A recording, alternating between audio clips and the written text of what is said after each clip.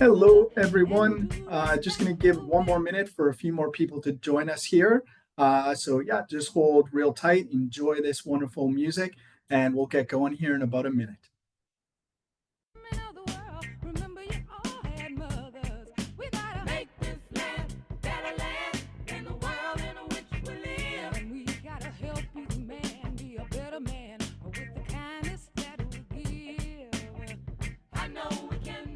I know that we can. I know darn well we can work it out.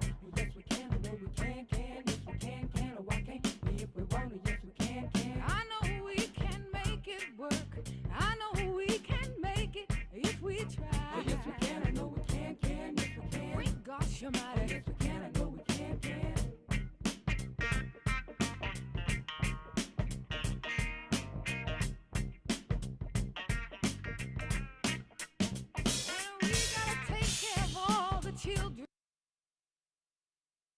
Welcome.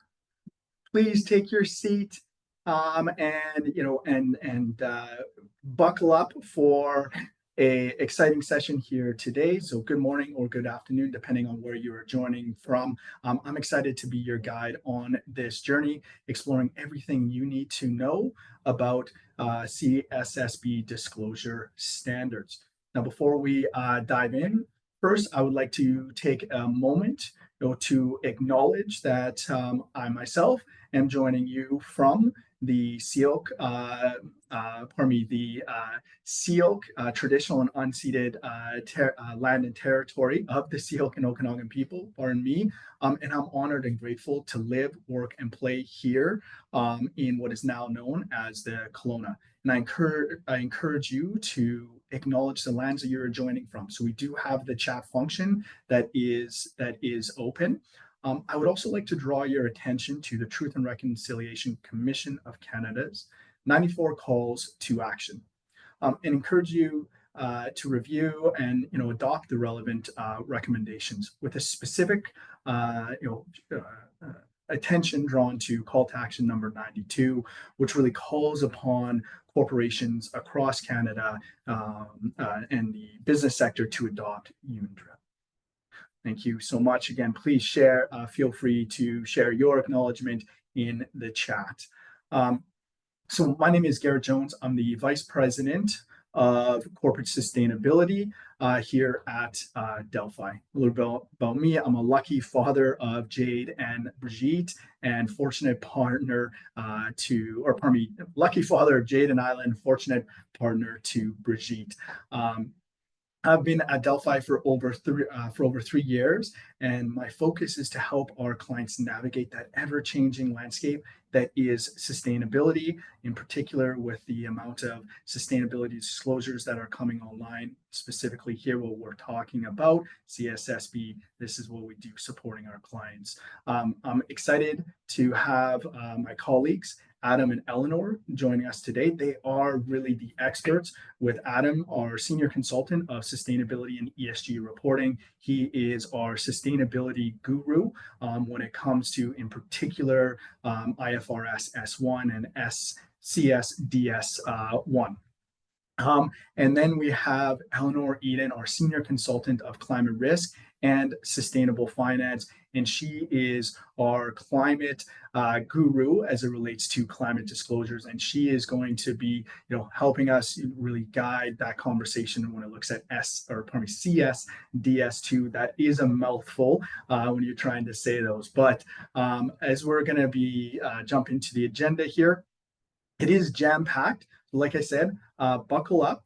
Now, fortunate or unfortunate for you, you're not necessarily going to be able to put it into autopilot because we are asking for engagement here throughout this session. So we're going to be having some Slido questions sprinkled throughout the agenda here today. So please, when the Slido comes up, join us at slido.com, or you'll have the QR code. If you do have any questions, please do add them into the question and answer box at the bottom of the Zoom meeting. So like I said, we do have a jam-packed session. We really want to provide you an overview and an update of CSDS 1 and 2. really what preparers need to consider as they are embarking on this journey. And then we're going to jump into a more in-depth discussion with our experts, and then we'll invite questions from the audience again in the question and in the Q&A chat functions below. Additionally, is at the end, we will provide you with this deck and some additional resources that we'll be sending out post this session, pardon me.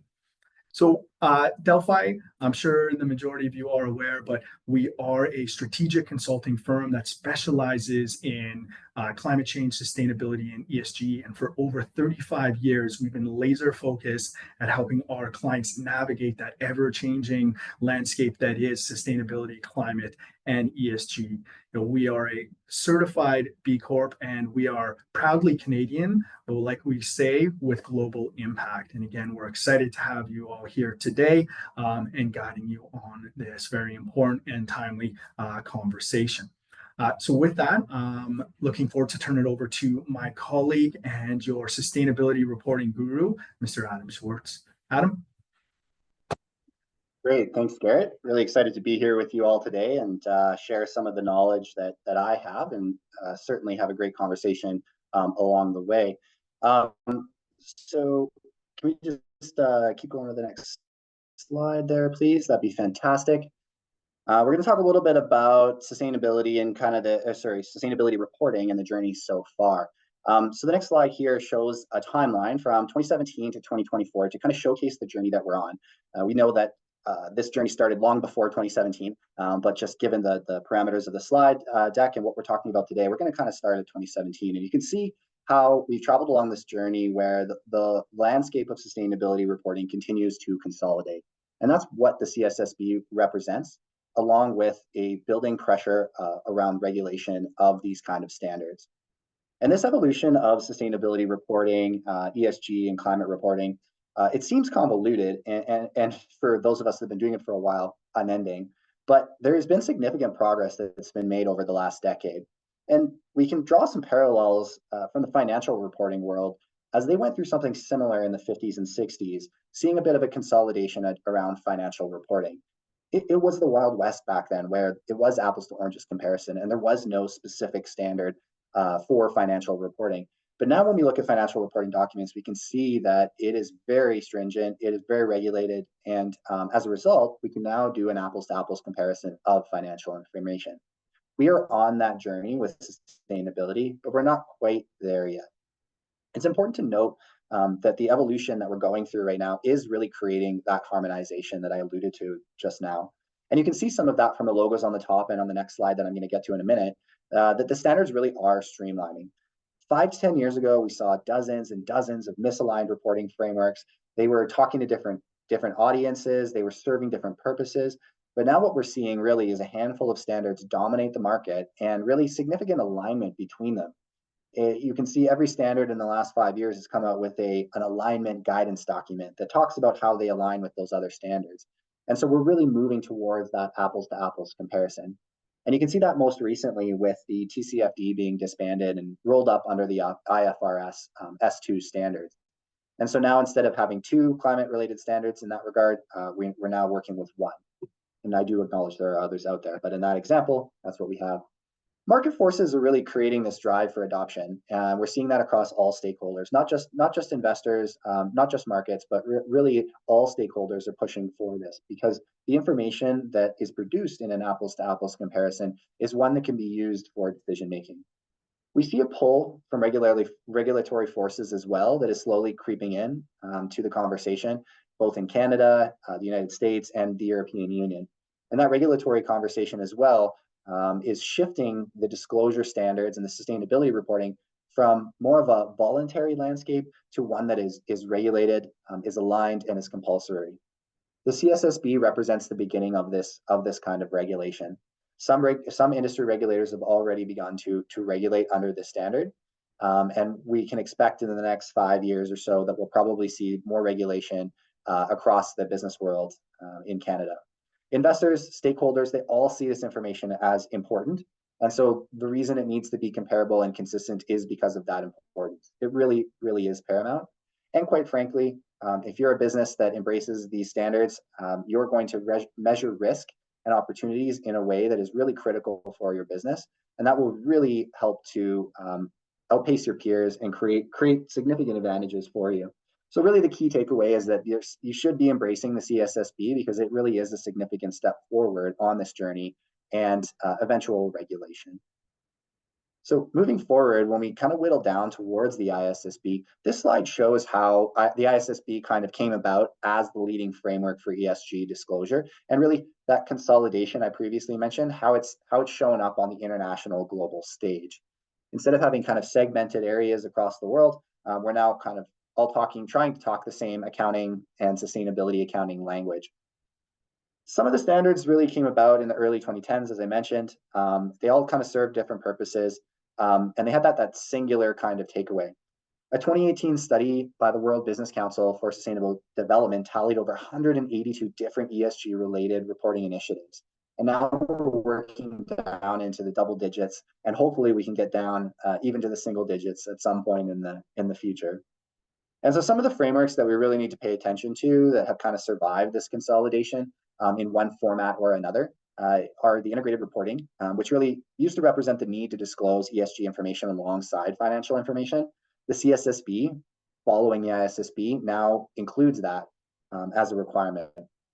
The SASB or SASB, Sustainability Accounting Standards Board, represented a way for markets to quantify ESG information around material topics that are relevant to the business and measure performance around these topics and consequently monitor risk. And we see the SASB standards being rolled up into ISSB.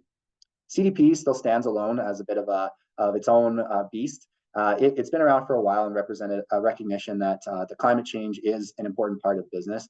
And it really, there was a distinct lack of transparency around that. The CDP has aligned with the ISSB, and so you'll find that if you are a CDP reporter, that there is a lot of overlap between that standard and this standard. And so going back to that consolidation, we're now working to produce kind of one report with all of the same types of information. Recently, as I mentioned, the TCFD rolled up into the ISSB standards, and that's a way for the business world to kind of understand the risks and opportunities that exist around climate change. And the things that we can see happening quite a bit these days between wildfires and floods and hurricanes and whatnot.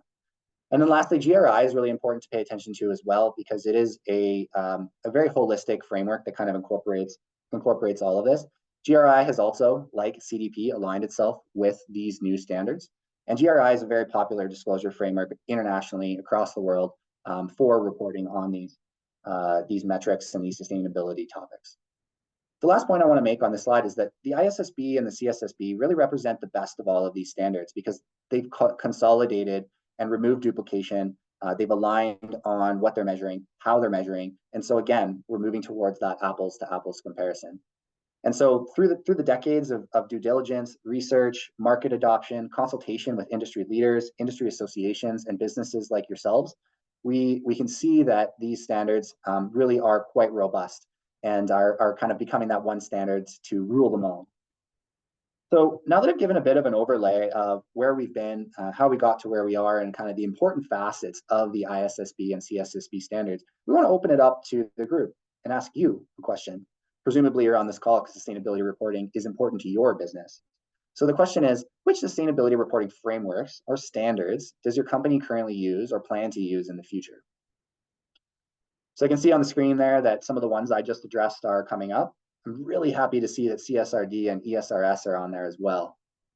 If you're a European company or a business with significant operations or assets in the European Union, CSRD is something that you're going to want to pay attention to. It's a bit outside of the scope of what we're talking about today, but I'm really glad to see it's on the screen there.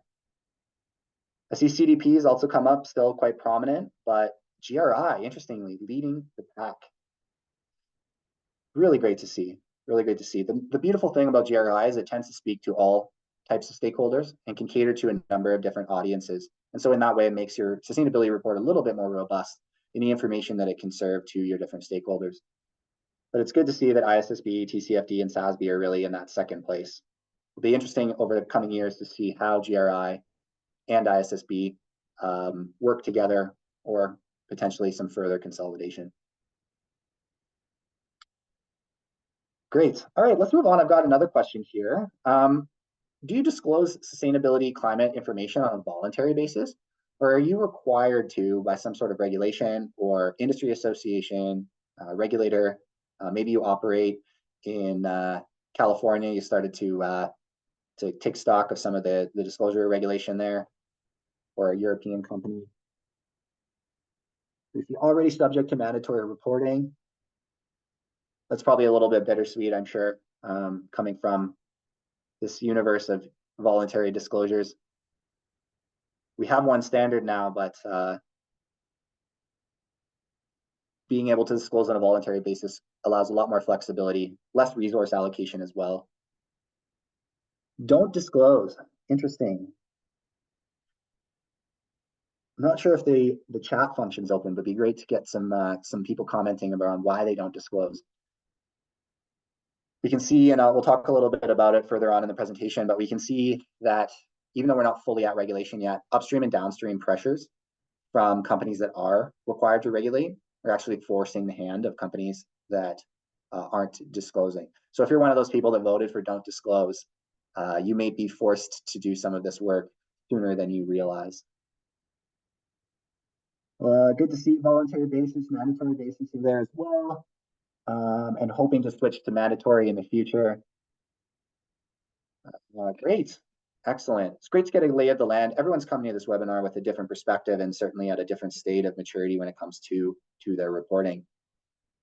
So I want to continue on here and just kind of summarize what I talked about here before I hand it to my colleague, Eleanor. This slide is really distilling down the reason that you're all here, the ISSB and the CSSB standards. The Financial Reporting and Assurance Standards of Canada are the ones who stood up the Canadian Sustainability Standards Board. They did that in June 2023 as a response to the International Sustainability Standards Board. And you can see that in other countries like New Zealand and Japan following along with standing up their own kind of sustainability standards board. And the mandate of the CSSB was really to advance the adoption of the ISSB standards in Canada. The CSSB first task was to adapt these ISSB standards that were released in June 2023 at the same time that this standards board was stood up, to really adapt those standards to the Canadian context. And that's what these new standards are, is the ISSB standards adopted for the Canadian business landscape. And so the Canadian Sustainability Standards Board just calls their standards CSDS1, or the Canadian Sustainability Disclosure Standards. And they really are an adaptation of the ISSB standards. So if you're familiar already with ISSB, the CSSB standards are quite parallel, and there's a lot of overlap between them. But the CSDS 1 and 2 really represent the Canadian context here, and have proposed some interesting changes that my colleague's going to go over in a moment. The exposure draft period has closed. Earlier this year, the the CSSB was inviting consultation. They are now currently in the midst of aggregating all of this feedback to determine what the exact standards are. And so we're in a little bit of a holding pattern where the CSDS1 and CSDS2 hasn't fully come to bear fruit yet, but we're very, very close. And the Sustainability Standards Board of Canada has indicated that by the end of the year, they're hoping to have those standards released. So my colleague Eleanor will talk a little bit about what those changes are, but just note that we're not fully at it hasn't been fully defined yet by the CSSB. The last thing I want to touch on here is that there's been a lot of collaboration amongst the CSSB to intake feedback from the Canadian business community. During that due diligence period, everyone was invited to comment, from individual people like ourselves all the way to businesses submitting formal disclosures, to industry associations, to regulators, all of those sorts of things.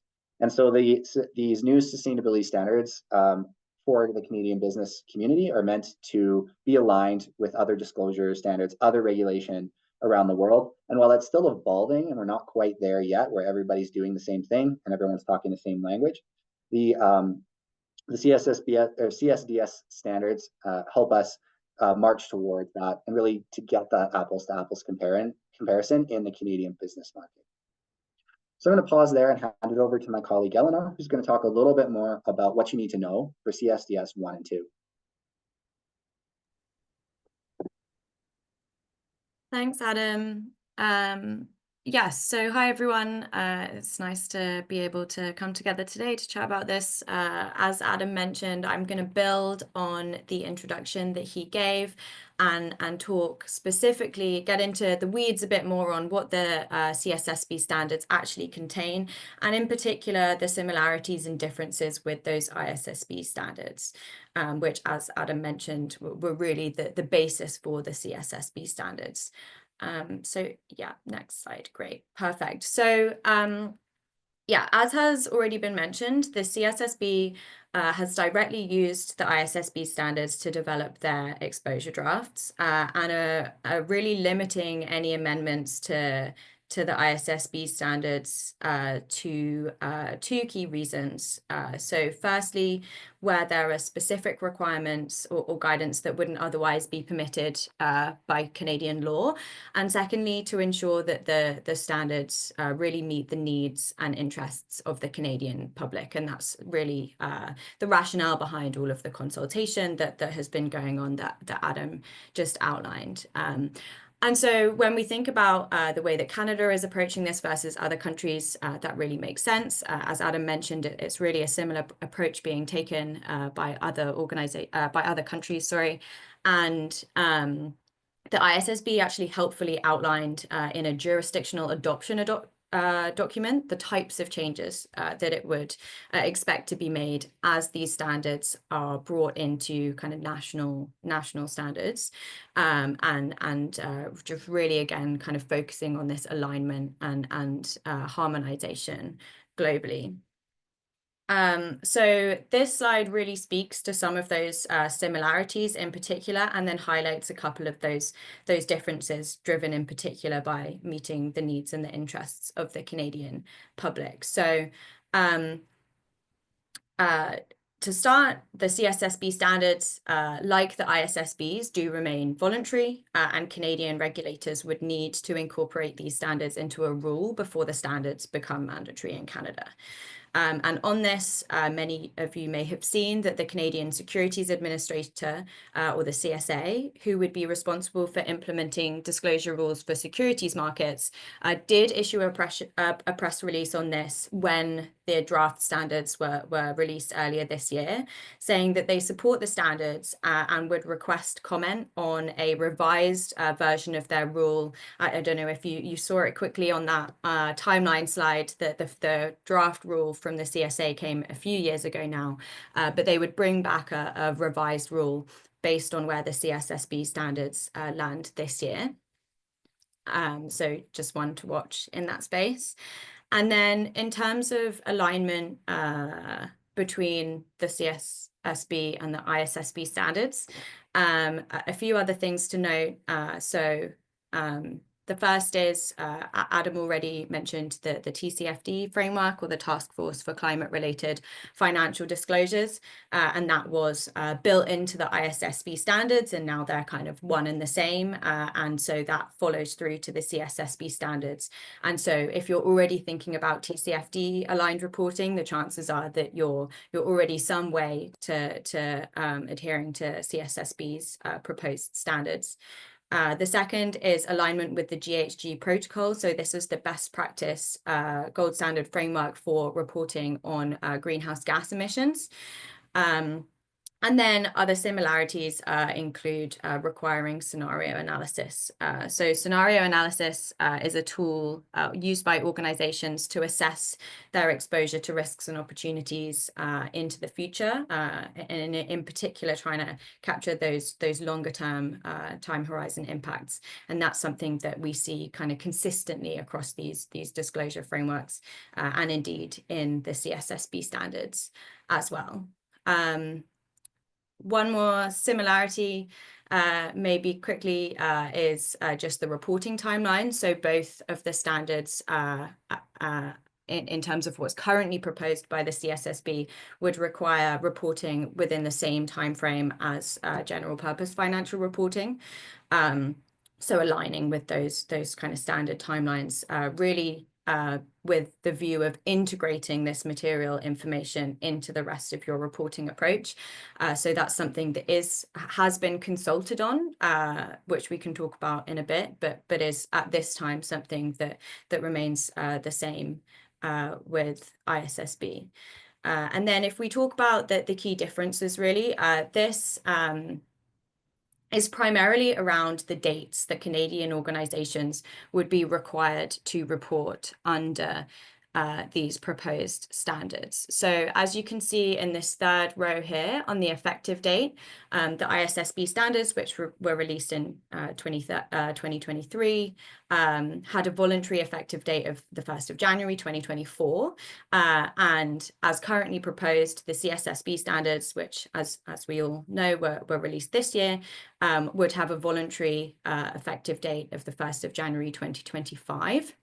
And then there's also differences to the transition relief period, and we'll talk about that on the next slide. But this is essentially around this idea that disclosing in alignment with these standards you have to build more information in over time, and the CSSB is proposing to allow a bit more time for some of those trickier disclosures to allow Canadian organizations to prepare. If we move to the next slide, please. Perfect. So slightly easier to illustrate what I mean in this diagram, hopefully. But if you look at the kind of top half of this slide here, you can see what the transition relief periods and the timeline implications are for the ISSB standards. So just looking here, if you are an organization that adopted the ISSB standards on the effective voluntary date of the 1st of January 2024, you would probably be in the midst of preparing for your first disclosure, which would be in 2025 on your 2024 financial year. And that would include just your disclosures based on material climate risks and opportunities under IFRS S2. And then in your second year of reporting, so 2026 on your 2025 financial year, you would then build in the additional disclosures of sustainability, broader sustainability matters. So anything kind of captured under IFRS S1, and then also build in your scope 3 emissions reporting at that time. Now, if you look at the CSSB standards, you can see how these timelines are slightly different. So the effective date becomes the 1st of January 2025. You still have that 1 year initially to prepare for CSDS2. So this is the equivalent focused on climate-related risks and opportunities there. So you would be reporting in 2026 on your 2025 financial year, but then it would be 2 full years and 2 reporting periods beyond that when you would be required under the standards to report your broader sustainability related matters and also your scope 3 emissions. And as I mentioned, this really has been done and proposed to provide adequate timelines for Canadian institutions to prepare, but whilst still being very focused on the need for robust sustainability disclosures in alignment with global best practice and the desire for Canada to kind of meet that ambition on the global stage. So again, these timelines are a key part of what was consulted on throughout the summer. So it will be interesting to see whether any changes are made from kind of our review of the feedback. It seemed like there were arguments in both directions, either bringing forward the reporting by a year to kind of align more with the ISSB and in recognition that this information needs to make it out to the public domain, and then others who are very concerned about resource and capacity constraints and want that additional time to build internally before having to disclose to the public. And I saw a comment from someone on the call about C59, and I think that's a really interesting point, and we've spoken to a number of organizations about the implications of that, and in many cases it's taking a pause and making sure you can meet the requirements of C59 in terms of being able to verify and back up your kind of statements in related to sustainability matters before you disclose them publicly. If we move to the next slide, I'm just going to spend a bit of time diving into a bit more detail about what these standards actually contain.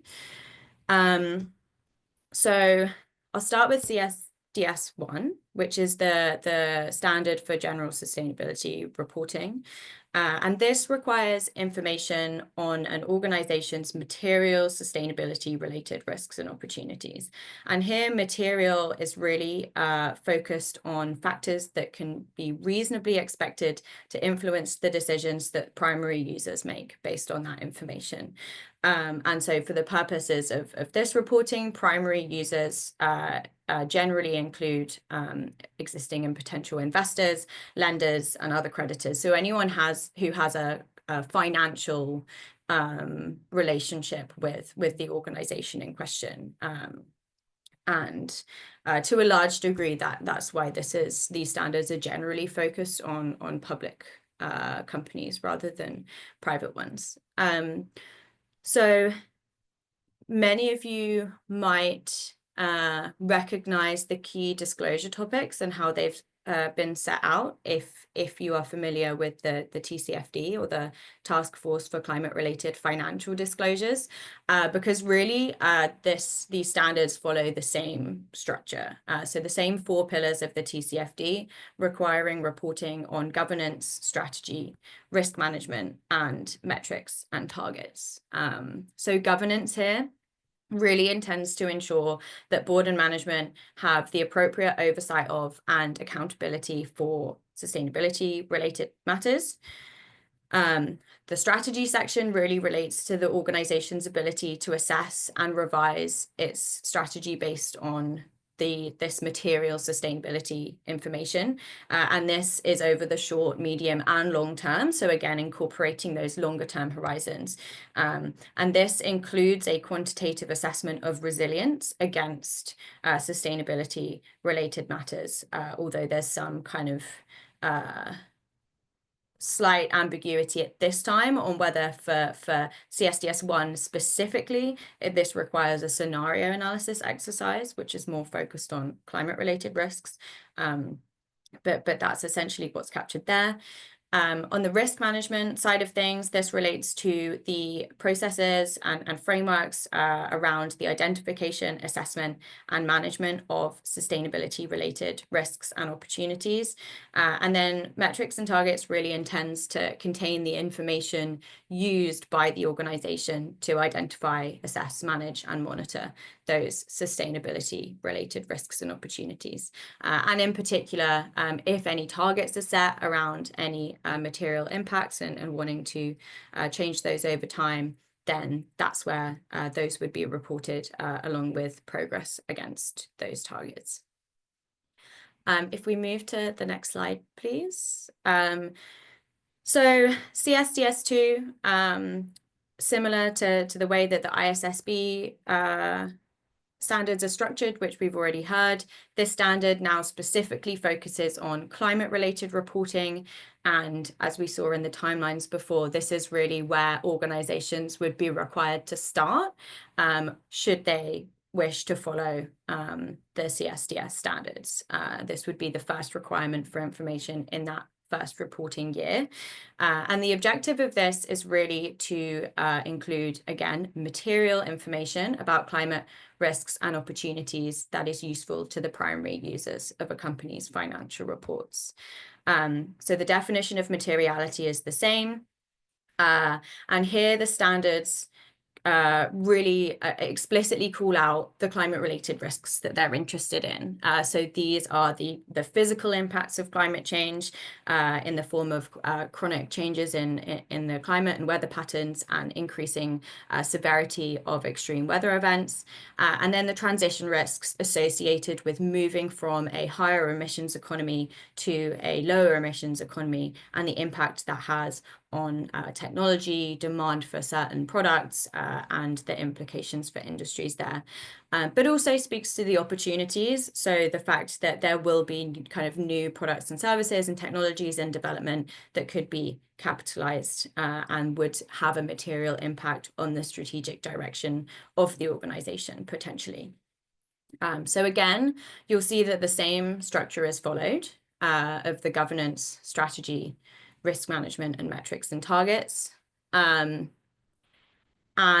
really, really closely mirrors the TCFD, specifically because it's focused on climate-related matters. The one thing to perhaps mention is IFRS S2, and therefore CSDS does go into slightly more detail about how to meet these recommendations. So it's a bit more prescriptive, provides a bit more guidance than those TCFD recommendations. And just a couple of things to highlight is kind of explicitly including transition planning within their strategy section. So this is the plan for how the organization is going to guide itself towards a lower emissions world whilst ensuring its resilience against the increasing climate impacts. And also how that's kind of incorporated and embedded within its broader corporate strategy. And then there's also some more specific prescriptive requirements on the metrics that can be used that expand on what the TCFD recommends. So there are industry-specific metrics that have been proposed, which really help to guide exactly what would be expected to be included within that metrics and targets section.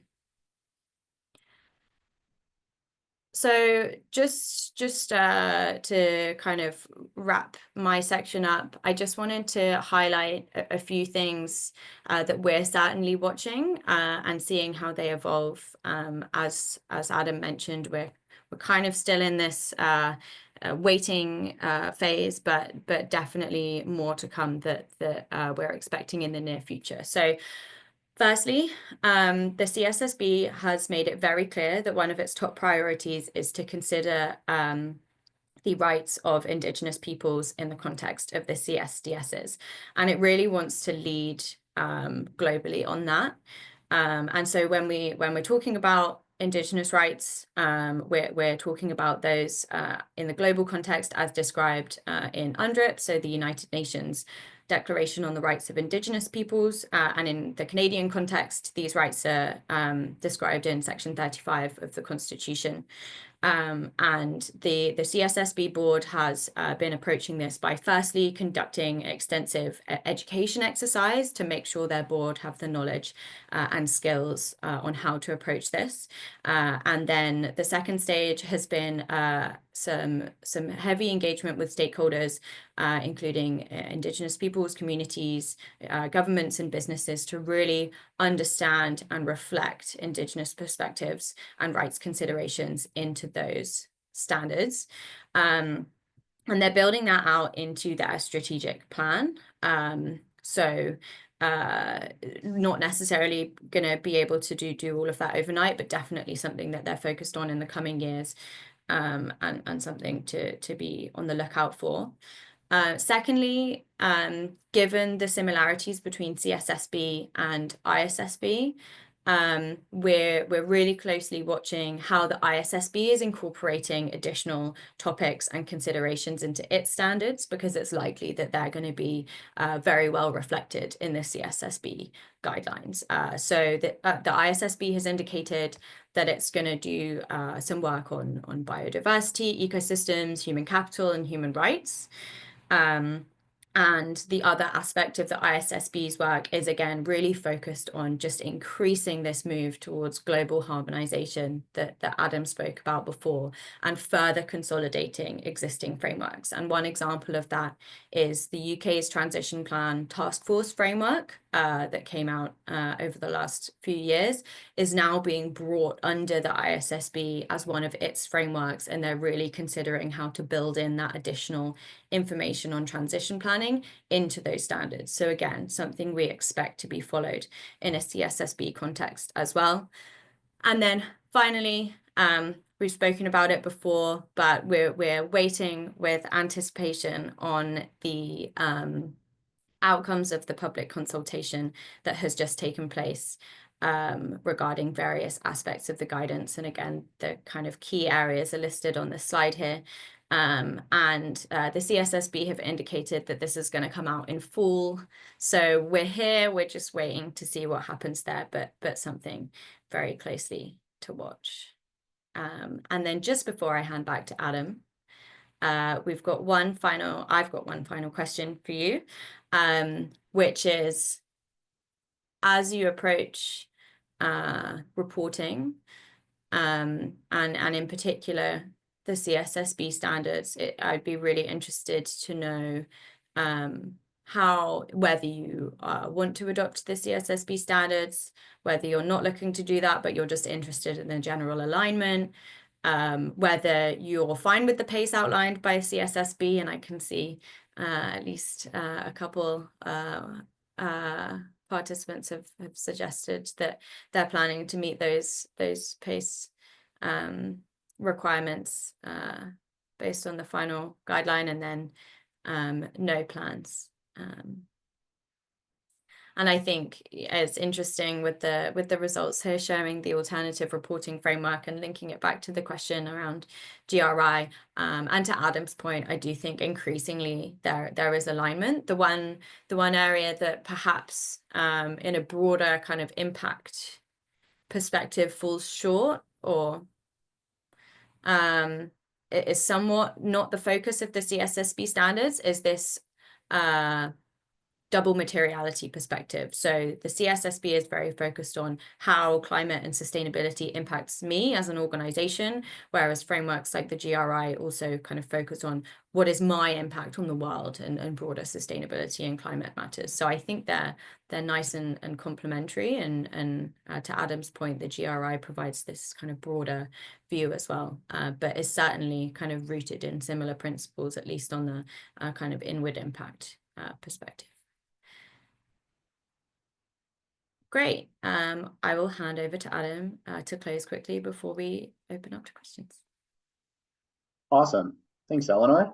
So now that we've got a good recap of what what the intricacies are of the CSDS 1 and 2 standards, now let's talk about what can users do to prepare for disclosure under these standards. So we talked throughout this presentation about how the information that's disclosed within a report that is produced under the CSSB is information that is related to sustainability risks and opportunities. And we know that this kind of information is useful to many different stakeholders, both internally, externally, upstream, downstream. But the way that a company talks about information in relation to sustainability, it has an impact on a company's ability to generate cash flow over the short, medium, and long term.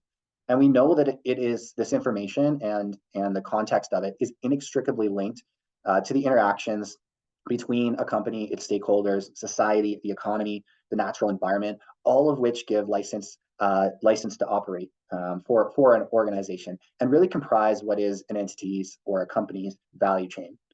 So together, really, the entity or the company, the resources, the relationships throughout the value chain are kind of this interdependent system in which a company will have to engage with, this kind of spider web, if you will.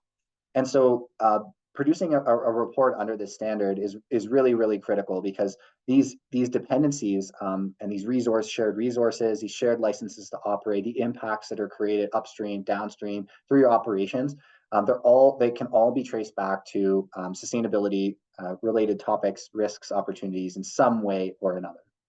So what does this really mean for you? Well, even if you're feeling like this isn't going to come down to me, or it's not going to become mandatory for me in the near future, your hand actually might be forced ahead of time. We know that other industry regulations, for example, OSFI in the banking sector in Canada, is actually already requiring that banks disclose under this framework. Well, if you engage with the bank, maybe from a credit perspective, or they're part of your upstream, downstream supply, that kind of information might be required of. it's really important that you're starting to embrace these standards now and not necessarily waiting for them to become mandatory. We know that the work that you do as an entity, as a company, will be impacted by this work, because there's that old adage, and it's further on the slide, what gets measured gets managed. And so the knock-on effects that you'll have upstream and downstream from engaging in these kind of activities are going to enhance your business. And there are going to be knock-on effects throughout that value chain. And so even if you're not directly impacted, the businesses that you work with may be impacted as well. And that's going to have an impact on you, whether you like it or not. Your stakeholders may care, and you may feel like you have a good understanding of what your stakeholders care about now, but ultimately this kind of information, they care about it as well, whether they've kind of come out and said it or not. And we know that the one area or one stakeholder that's most likely to care are investors. It's markets. They want this information. They want that apples to apples comparison. And that demand for transparency goes beyond just the investor sentiment. It goes into operations, into supply. Again, thinking about the value chain, that kind of information is necessary and it is important.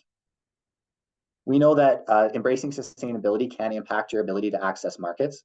And we see that especially now in certain jurisdictions, there's regulations coming around needing to disclose under these standards. Your ability to engage with that market, whether you're directly required to report under these standards or not, might influence your ability to access that market. And certainly we've seen that where certain companies are being told that they can no longer do business with companies that are beholden to these kind of regulations. And if that represents a significant part of your operation or your value chain, that can have a very significant effect on your revenues. We also see that in the financial market that you can access preferential rates as well, where sustainably linked financial instruments are being created, where if you can demonstrate as a business that you're, say, reducing your wastewater, reducing the waste output of your organization, those sorts of things, you can actually get a lower cost of capital. And so there's a lot of benefits there in terms of market access, in terms of financial access, access to capital, all of those sorts of things. The next one I want to talk about is what gets measured gets managed. I know I just said that, but it deserves being said again because it is so crucial. Even if your company doesn't necessarily go out to market with this disclosure right away in your first year of embracing it, you will still find a number of benefits by undertaking these activities. Because what you're really doing is taking stock of your business in ways that you probably haven't done before. And if you do it with the right framework like CSSB, you're going to start to measure things that you haven't measured before. And you're going to uncover things through that process that will allow you to be a better company, will allow you to potentially drive revenue, reduce expenses, limit liabilities, protect your assets, all of those sorts of things. We also see that in the market, embracing sustainability creates a competitive advantage. And if you're operating in a sector where you haven't embraced that yet, you're going to be ahead of the pack, and you're going to be able to kind of set yourselves apart from your competitors. And then additionally, you can also enhance your value proposition regardless of whether or not you're in a red ocean or a blue ocean, whether you're in an industry that's brand new to sustainability or one that's been doing it for a few decades now. You're going to be a stronger company because you're taking stock of things like governance, like strategy, like risk management in ways that traditional financial theories don't and practices don't do. And then lastly, it is firm belief of everyone on this call that sustainability information is financial information. And we are slowly moving towards a future where a sustainability report will be as standard as a balance sheet, as a cash flow statement, because they do represent material considerations when it comes to the financial success of your business.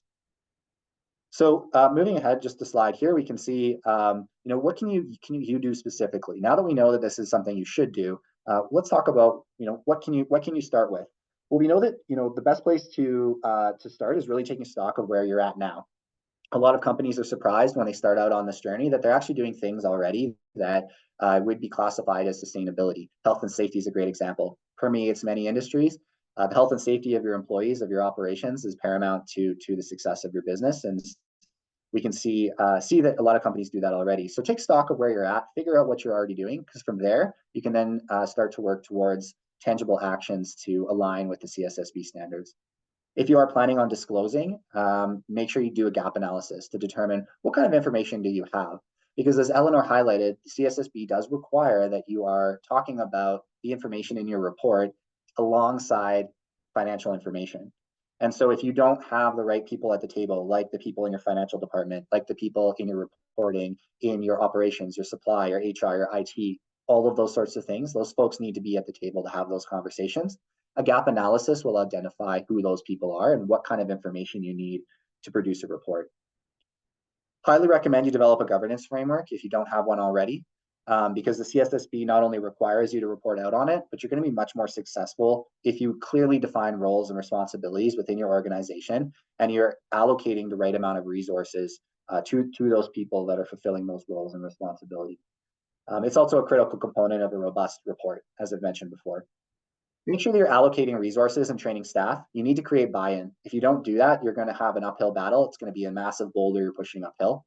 So do yourself a favor and organize education and training for any stakeholder internally that's going to contribute to this report, because it will turn your boulder into a small rock. And that's much easier to push up a hill. If you've done a materiality assessment, do another one. Refresh your materiality assessment. If you've done it in the last 1 to 2 years, it's probably current enough. But highly recommend that if you haven't done a materiality assessment, you conduct one or you do a refresh, because the materiality assessment really is what underpins everything that goes into your report. Even without reporting, we do recommend you conduct a materiality assessment because it's such a critical component of ESG. And as we said, sustainability and ESG information is financial information. If you haven't done an inventory yet of your greenhouse gas emissions, make sure you do that and don't skip on the scope 3. We help almost every single one of our clients across every sector with a greenhouse gas emission. It is always a material consideration for every sector, for every business. So if you haven't done that already, look into driving meaningful action through conducting one of those in a greenhouse gas inventory.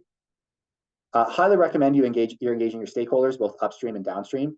Companies, taking sustainability aside, companies that have strong relationships upstream and downstream with their stakeholders and internal stakeholders are companies that are more successful. When you integrate sustainability, you will be much more successful in your efforts if you have those strong relationships. And if you're one of those companies that's at the point where you're looking to decarbonize, you can't really do that without engaging your supply line or your value chain upstream and downstream. Highly recommend.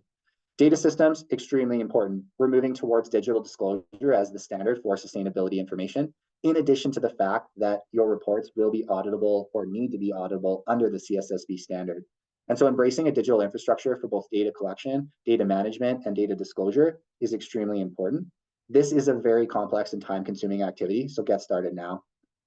Make sure you're reviewing internal processes and procedures, because if you don't have a robust governance, not just for the activities of sustainability, but for the actual report production, you're going to have a really difficult time making sure you're checking all the boxes.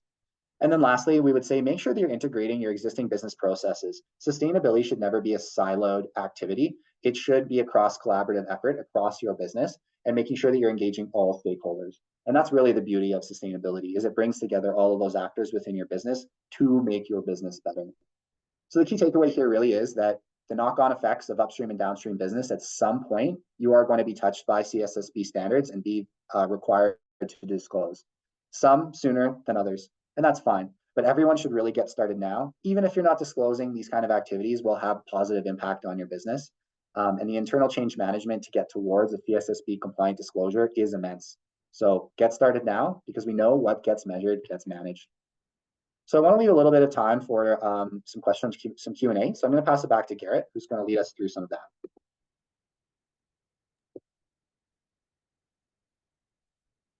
Yeah. Hey, Adam. Fantastic. So as promised, it was a jam-packed session. We had a long journey to traverse when you look at obviously the changes throughout the reporting landscape. So maybe we do have a few minutes here, so I just want to bring Eleanor and Adam back onto screen here. Just got a couple quick questions that we have received from the audience. We're probably not going to be able to get through all of the questions, but what we will do is we will be sending out questions and answers with some additional resources and this deck. So one of the first questions that I'd love to go to the panel of experts here is, with so many certificates available, CFA, ESG, SCR, these different available certificates, are there any ones that you would recommend for future proofing or learning And so, yeah, I'd hand it off, hand it off to either one of you. And I got some thoughts myself. Great. I'll jump in real quick. I think it really does depend on what you are doing within business, whether you're a consultant or you're in-house or you work for a financial institution. What area of sustainability are you focused on? Saying that I work in sustainability is like saying I work in finance. You could do so many different things, and it's quite nebulous. If you're somebody who engages with risk, certainly the GARP certification is very, very useful. If you're somebody who is engaging more with money management, the CFA ESG investing certificate could be quite useful. If you work for a company in-house, the CSSB FSA accreditation is also quite useful. So I think it's important to just take stock of like where you're at, where you want to go, in order to kind of point you in that direction. The last thing I'll just quickly say is that the notion of future proofing, I think, is something that I would push back on a little bit and just say, you gotta open your mind to continuous learning. I've taken a number of those certifications, and I'm still itching to learn more. And so it's about continual learning and ongoing learning, not just getting the certificate and then being set for the next 5 to 10 years. Yeah, absolutely. Thanks, Adam. Eleanor, anything you wanted to add to that? No, I think Adam did a nice overview. Absolutely. Yeah. Thank you. And I would absolutely agree. There's also so many different micro learning courses. I know myself, the majority of my time has been spent in finance. So I look to UNEP-FI, so United Nations Environmental Program Financial Initiative. That's a mouthful. They have fantastic resources. And, plug for Delphi here. We obviously provide quite a bit of thought leadership through our reports, through our blogs, through these webinars. Obviously encourage you to to join these, participate in these webinars, and it is a very cooperative and collaborative sector when you look at sustainability. And there are so many different offerings, whether it's through webinars and thought leadership that is put out. Last question, and this is one that actually comes up quite a bit. What argument can we make to executives, to help prepare for such reporting as it remains voluntary, right? And so, like, when we think about that, in a lot of cases, if you were working in a sector where this is voluntary, right, what are some of those arguments? Now, I know Adam and Eleanor, you both touched on those, but yeah, Adam, maybe I'd love to hear, you got 60 seconds to answer this massive question. Go. Well, thankfully, some of that last section I presented on after Eleanor answered some of these questions already. But at the end of the day, sustainability information is financial information. It is linked to revenues, expenses, liabilities, assets, et cetera, all of these financial metrics. And so right there, I think that the argument does steal itself. But just in case it doesn't, and you've got a tough executive team, stakeholder demands are changing. Access to market, I touched on that already. We've seen that where people have lost revenue streams because they've lost a relationship with a market, and that has a very negative financial impact. With sustainability information becoming kind of mainstream and becoming a financial part of business, it's now a cost of business. And so it'd be nice to say this is like, it's a nice to have. It's not a nice to have. It's a need to have. The last thing I'll say is with pending regulations, you really want to get out in front of this, because this isn't something that you can just do overnight or do in 3 months. Even if you pull together a team of a bunch of people, it's something that's going to take multiple years to get right.